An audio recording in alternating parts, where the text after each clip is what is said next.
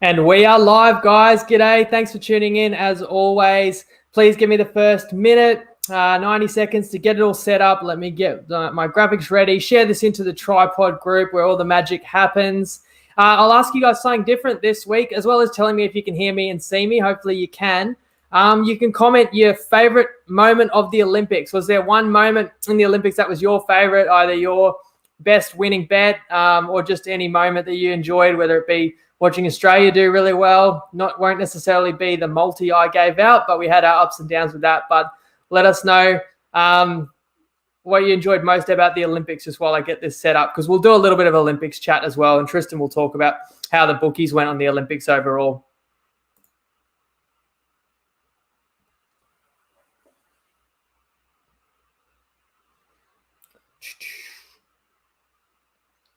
Give the video a friendly share.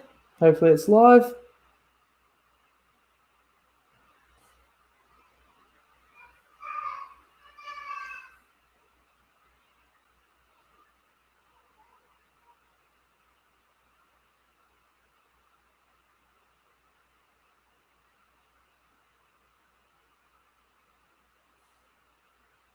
Cool.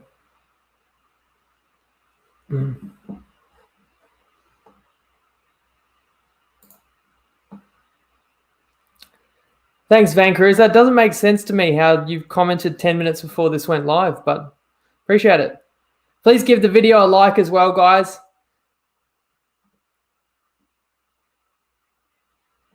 If you appreciate the tips.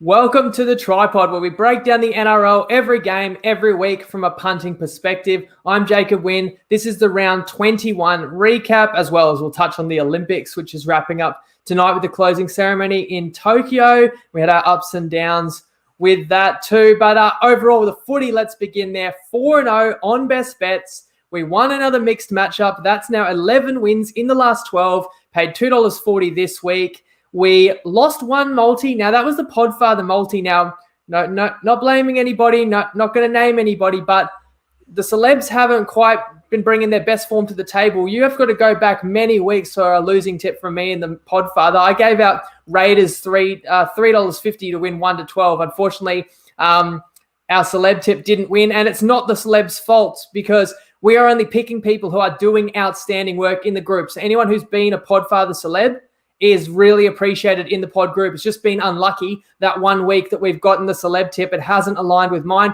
But we did win a multi. We won the 8-1 multi on Ladbrokes. Can't complain. And in fact, we took a really big step towards the 15-1 multi, the regular season multi, with the Tigers getting a win this weekend, as well as the Cowboys and Dragons going down. We are so close. We basically just need the Tigers to win one more game in 2021, and we win a 15-1 multi. So that's pretty exciting. That's pretty cool. Narrowly missed the 10-1, which I'll obviously touch on. And of course, we won that $6.50 value play on Euro just last month.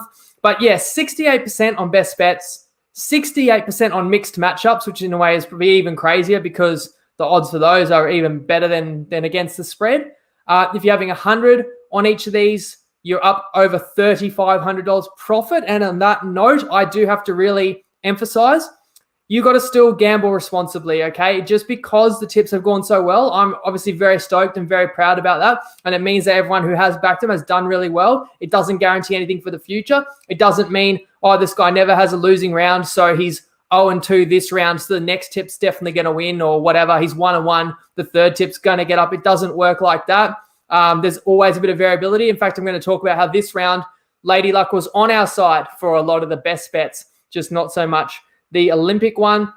So, of course, let's talk about the Olympics, which has just closed up. And I felt like there was a lack of buzz going into the Olympics. I felt like nobody was really talking about it. It felt like such a shame that there weren't going to be crowds. But I knew that I was going to enjoy it. I just love that kind of stuff. And I knew there could be opportunities to bet on it. And that was part of the inspiration to try and come up with something that could give us interest all the way through. We had the 10-1 multi. It had 4 different legs. We've talked about it in the last few pods. Australia won, the USA leg won, The Italy leg gave us a lot of drama. I was basically writing it off even on the Wednesday pod, but as you guys know, anyone who follows or has been on the social media probably knows what went down. But Japan got to 27 golds yesterday. They only registered 12 silvers, to give you an idea of how clinical they were anytime they got a half chance or anytime they got through to a gold medal match or gold medal game. And 27 was one more than the 26 or less we needed. But most importantly, I really do appreciate the feedback I've gotten from you guys, which is that a lot of people had a lot of fun on that. And that is, well, I still think the most important thing is to try and win. We're not here just to have fun. I don't think half as many people would watch if it was just fun, but you have to be having fun. Your fun can't be dependent purely on winning, because we can't win every time. And we want to be punting because it adds entertainment. It gives you a dog in the race, or whatever the case may be. And I really enjoyed the Olympics, tuning in and having either athletes to cheer on or cheer against or cheer some of the smaller countries to beat the big boys. And I've got to give a big shout out to TopSport for letting us create these creative kind of multis or creative bets on big events. As I said, we got the Euro one, which won. We got that regular season multi. We got that Olympics multi. It's like, I've talked to other bookmakers. You know, TopSport's not the only bookie that we've got links for. We don't say just bet with TopSport. We say bet to be as optimal as you can, to bet how is best for you. And what's best for you is having a bunch of the main bookies that you can get money down on, so you can always get the best price and the best line. But I've talked to other bookies. Would you ever do a custom-made market like the mixed matchup or like this one we just had?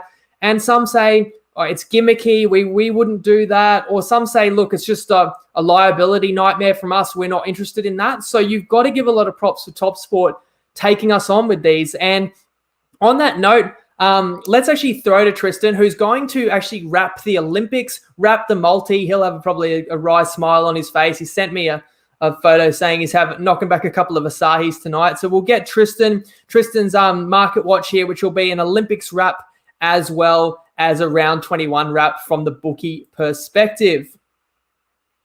G'day Tripod family, Tristan Merlihan here from TopSport. I'm breathing a little bit easier after the Japanese secured 3 golds yesterday. I was pretty nervous when we did the video yesterday and sent it off to you guys to give a bit of a rundown on what was to come. But the home country did themselves proud, and obviously, unfortunately for you guys, the big multi went down, but it gave everyone a lot of excitement over, the 2-week window of what was a really entertaining couple of weeks with the Olympics. And, well done to Jacob getting so close. I thought the multi was done and dusted halfway through the event, with Italy sort of battling there on a couple of gold, and then they pulled a few real rough results out of their backside and got obviously covered the line, and that put all focus onto the Japanese competitors. And fortunately for us, the wrestlers and the baseballers got the job done. But yeah, it was a very exciting bet and came down to the wire. The Olympics overall have been enormous for us from a turnover point of view. Our turnover's gone up 20 times on the Olympics compared to last time. They're always traditionally very tough to win at, and we were really battling early. The first week in particular, we were in a massive hole, and it was surprising. Like the biggest bet we took was a 50,000 wager on Titmus in the swimming at the $1.50 when she won the 400, I think it was, and so we were in a hole there. But you expect to lose those. I guess from our point of view, the ones that we really struggled to price were the early round sevens and the basketball, which we sort of obviously look into a few of those more obscure sports and try to work out our strategies leading into it. And these weren't ones on the radar for us. We didn't think they'd cause us any issues because we do price those sports week in, week out. And the punters were just way too good. The sevens in particular are in a big hole early. The markets are moving hard. I don't know if it was just the different form line or lack of preparation. I'm not sure. But we had a lot of ground. Oh, sorry, guys, it's a 2-part video, so let's jump into a lot of ground to make up, and for us, we did make that ground up and finish with the nose slightly in front when it came to the athletics. The athletics were quite positive from our point of view, and there were a few results there.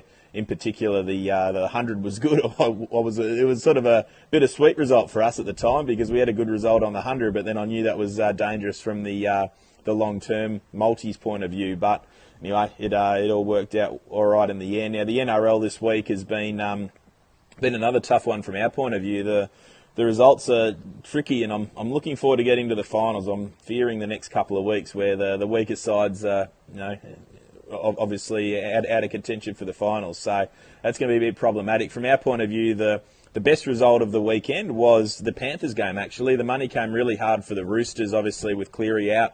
And we laid the Roosters really heavily head-to-head and at the 4 flat. So we had a good result on that game. But the real painful result for us, and we touched on this game last week where Manly, it fell on the hole last week, and we actually had a good result on the Manly-Cronulla game in that scenario. But this one was the reverse. We probably overcommitted to the line. We got down to 9.5 when we thought Hughes was probably not going to play.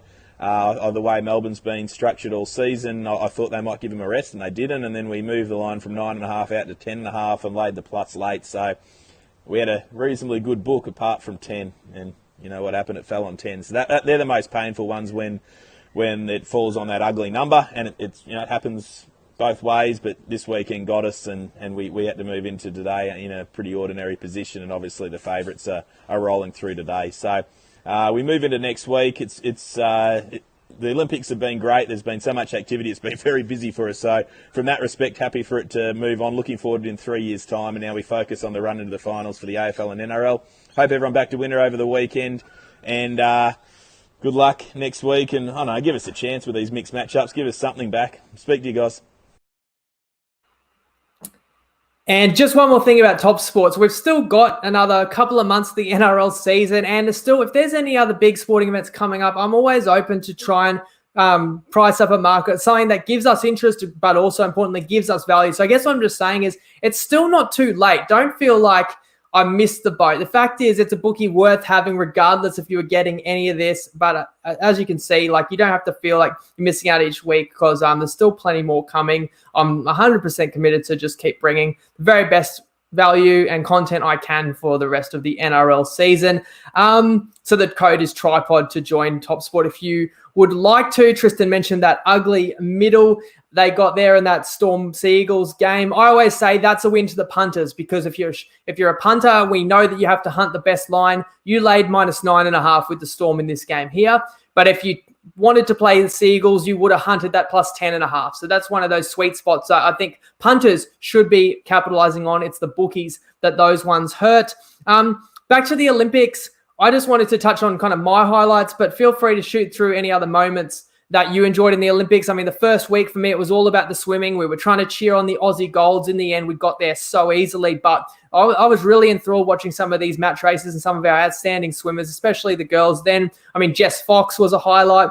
I really love the sport of rugby sevens. I think that sport's got a big future, and it's actually quite a fun sport to punt on, especially with all the really short games and just one after the other. And I know Australia didn't even go well in rugby sevens, but it's really not cool to watch, to marvel at a team like Fiji who did win the gold in the men's sevens. And I love the athletics, like the 100 meters, 200 meters. I think we've seen the heir apparent to Usain Bolt. I was blown away watching Arian Knight in that semi-final in the 200. In the women's sprinting, that Thompson from Jamaica, the Jamaican women's sprinters, just freaks. And then in the men's sprinting, Rowan Browning winning that heat was a highlight. And our Italian man, Jacobs, that was awesome. The men's 100, always awesome. Got to give a shout out to Bowl. That men's 800, I really loved watching the relays as well.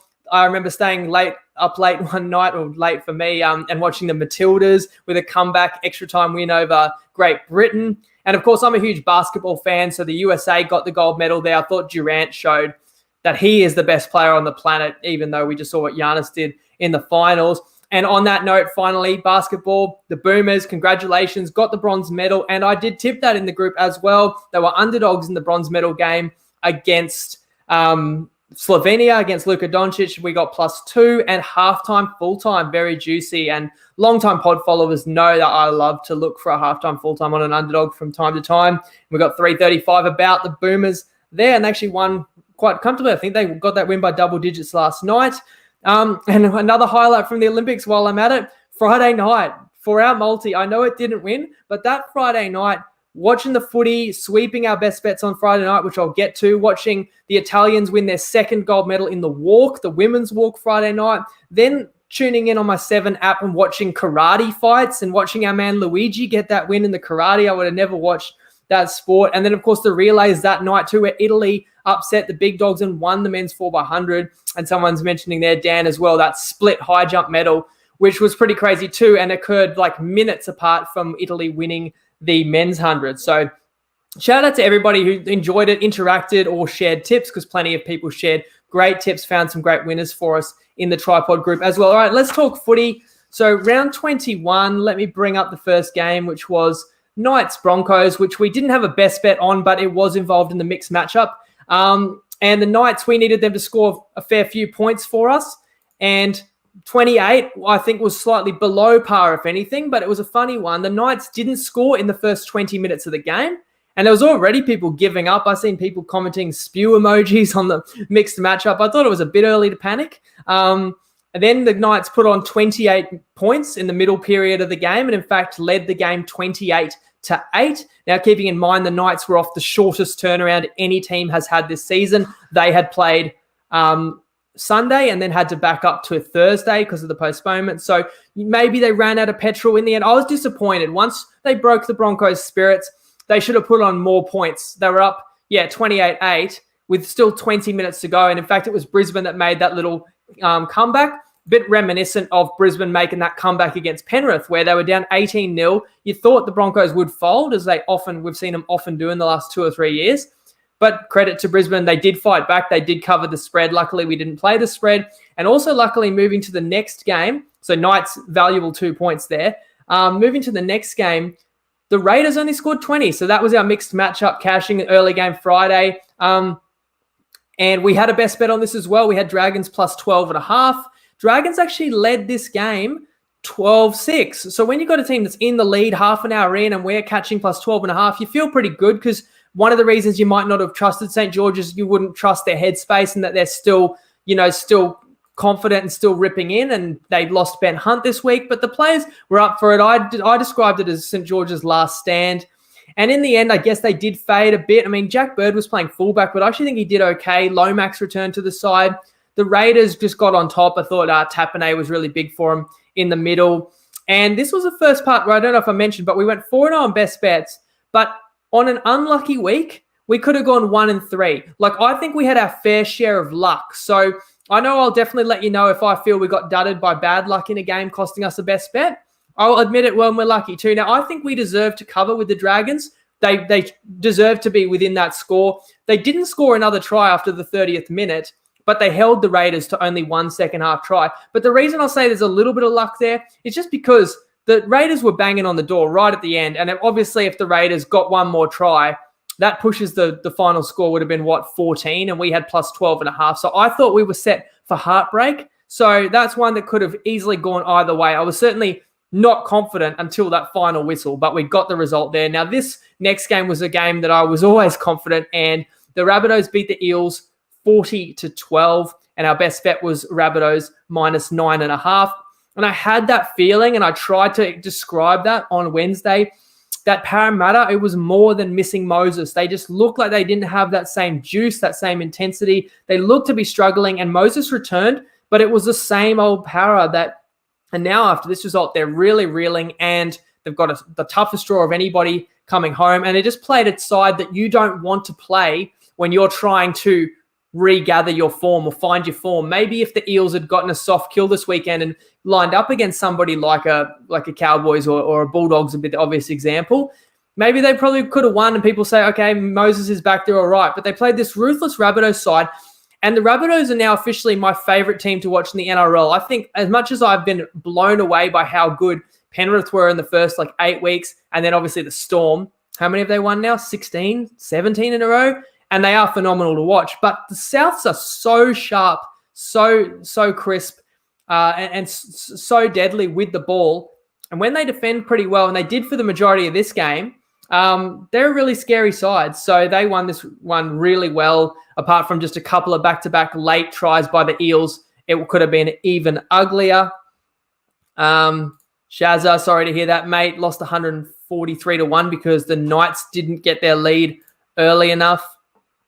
And Gutho lost the top knot, or the Mohican, of course, by Matty Blanche there. Yeah, that was an aggressive haircut. I wish he did keep that one. Let's move to Saturday. This was an interesting game. The Warriors upsetting the Sharks. The Sharkies should not have let this game slip. Now, I didn't have a best bet on the game. I did have a lean to the Warriors. On Wednesday, when I was scanning the markets, if I could have got a 10.5 on the Warriors, I would have been on them. When they win the game outright, you're saying, well, why did you need 10.5? You should have best bet at 9.5. But there was just that risk for me. What's their mentality, the Warriors? Rodgers left. They got their win, which breaks a losing streak against the Tigers. So there's nobody really criticizing the Warriors. So do they come in with a great desire to match a Sharks side that had to win to kind of stay in the finals race? But absolute credit to the Warriors. They overcame Kane Evans' madness moments, double sin binning at 2 different moments in the game. They were down 10-0 New Zealand, come back in the second half. And the reason I think the Warriors came back, they have these star players. They have these good players that can own moments of games and can lift guys around them. I mean, Reece Walsh, every touch, he just has that spark about him that just lifts other players. And Adam Fanua-Blake was huge for them. Ewan Aitken has been really good, been a revelation. Actually played back row in this one. It was awesome. And Josh Curran, not that he's like a star, says follow me, but it was probably his best game of the season. Harris Tavita returned for the Warriors as well. But in saying all that, I mean, maybe the Sharks were a bit tired. They were on the shorter turnaround as well. They had played Monday against Manly while the Warriors were on a longer turnaround. Maybe that was the difference in the end, but it's a valuable 2 points left on the table by the Sharkies.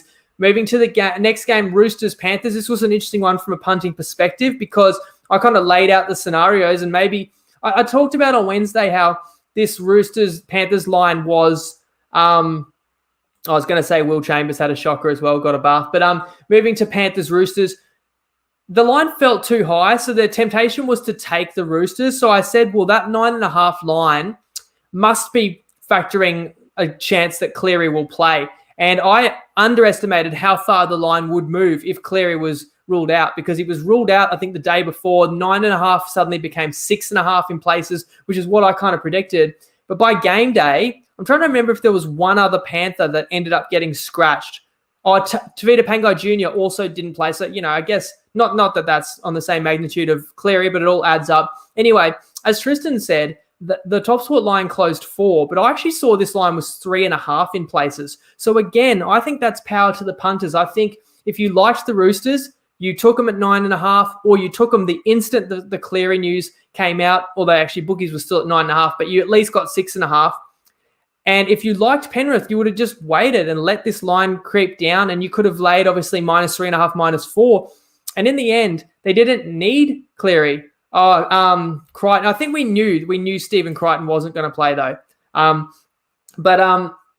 Matty Burton was the man. He scored a phenomenal try, and he was just outstanding. It started to make me think, should he be playing in the halves when Cleary comes back? But I think the best recipe for the Panthers is to have all 3 of those studs there, Luai, Cleary halves, and move Burton to left centre where he's also phenomenal. But just what a star this guy is. It is kind of a shame that Penrith can't keep him, but I bet the Dogs are licking their lips. He was the difference. Penrith got out to a 20-6 lead, but it was a good game. The Chookies fought back. If you did take the points with the Chooks, they got you back into it off the back of Tedesco, Manu, Radley, star players that the Roosters have stepping up.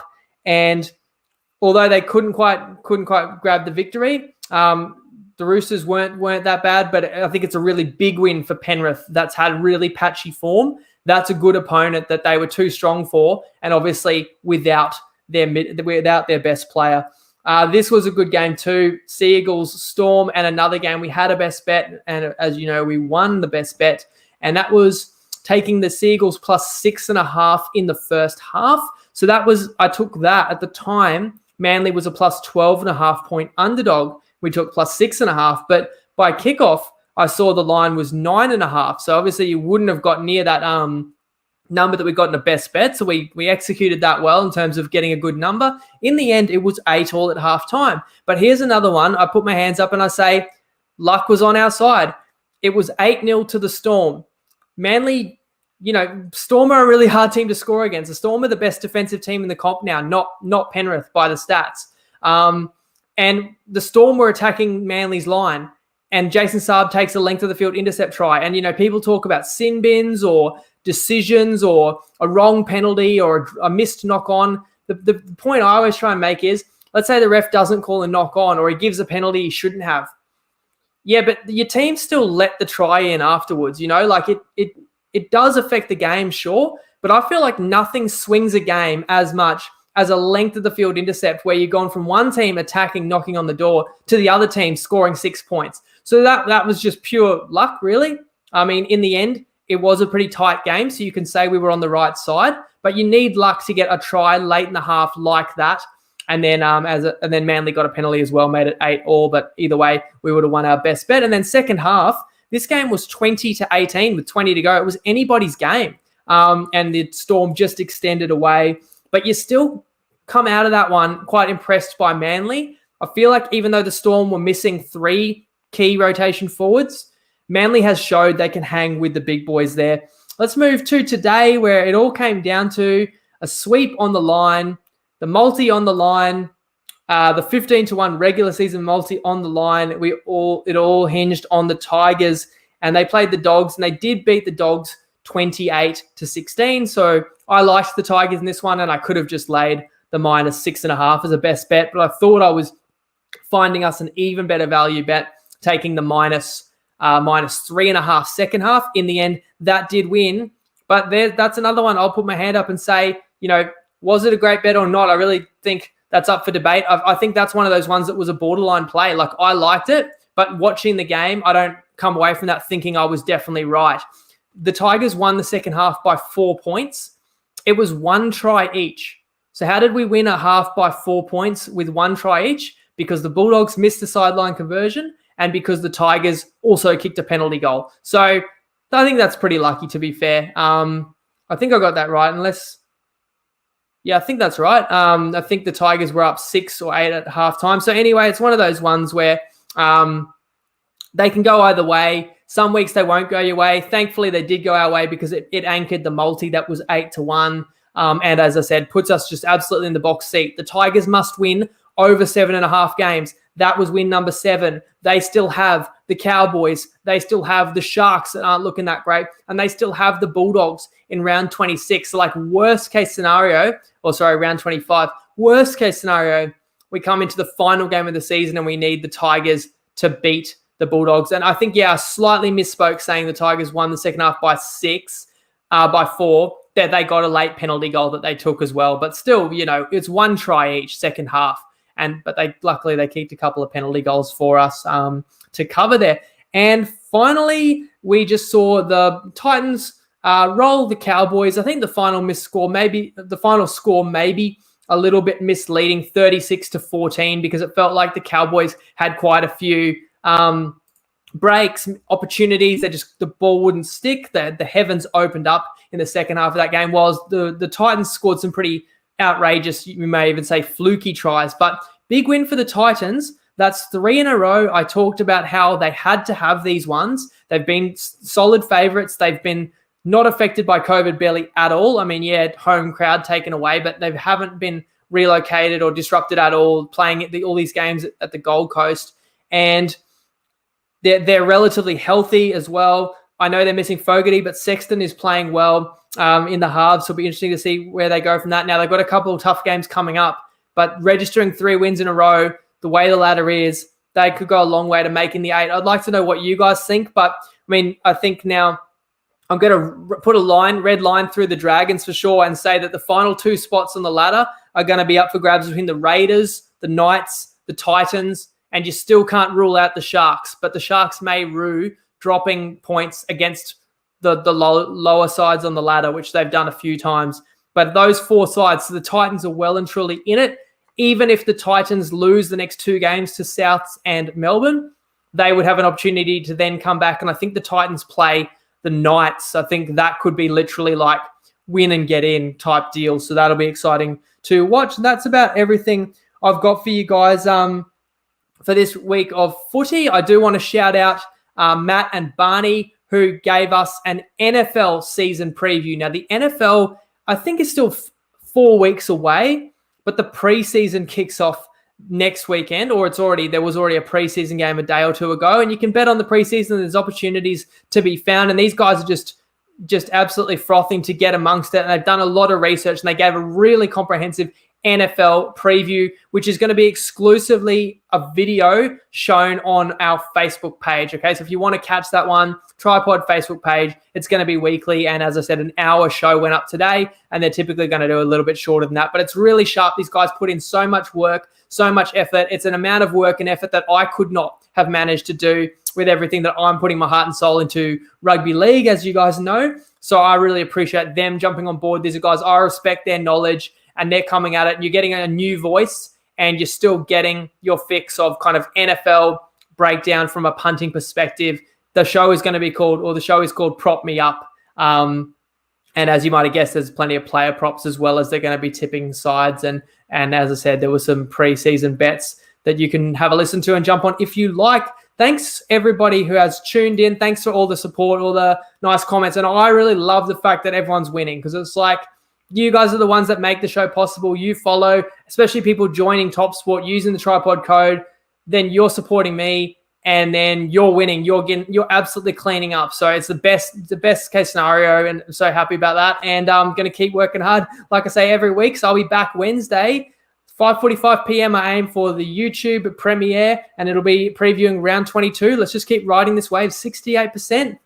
Let's just keep going. All right, thanks, guys. See you later. Gamble responsibly. Lego.